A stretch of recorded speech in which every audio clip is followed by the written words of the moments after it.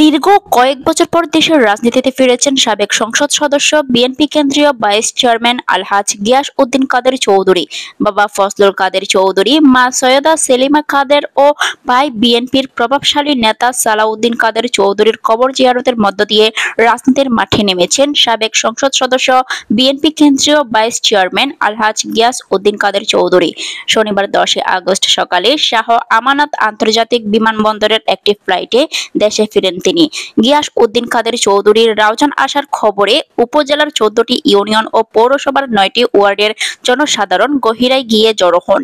এরপর সকাল 9:30টায় গহিরায় পৌঁছালে তাকে ফুল দিয়ে বরণ করে নেন রাউজানবাসী।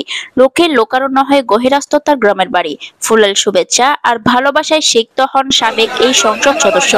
গিয়াস উদ্দিন কাদের চৌধুরী বলেন, আমরা যারা আল্লাহকে বিশ্বাস করি, লুট করা আমাদের ধর্ম হতে পারে না।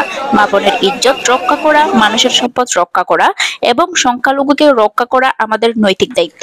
রাউজান উপজেলার বিএনপির যুগ্ম আহ্বায়ক ফিরোজ আহমদ, সৈয়দ মঞ্জুরুল হক, ফয়জুল ইসলাম চৌধুরী টিপু চেয়ারম্যান, নুরুল হুদার চেয়ারম্যান, উত্তর জেলা যুবদলের সহ সভাপতি সাবের সুলতান কাজল, মোজাম্মেল হক, কাজী আনিসুজ্জামান সোহেল, তরুণ বিএনপি নেতা মহিউদ্দিন জীবন, ইউসুফ তালুকদার, একরাম মিয়া, রাসেল খান, মোহাম্মদ আলী সুমন, আব্দুল আজিজ, এমদাদ কোম্পানি, মুসা মেম্বার, মোহাম্মদ আলী রাসেল খান, তসলিম উদ্দিন, ছোটন আজম, জসিম উদ্দিন সহ বিভিন্ন ইউনিয়ন পরিষবার বিএনপির অঙ্গ সংগঠন সমূহ নেতৃবৃন্দ সহ নানা শ্রেণী পেশার লোকজন উপস্থিত ছিলেন।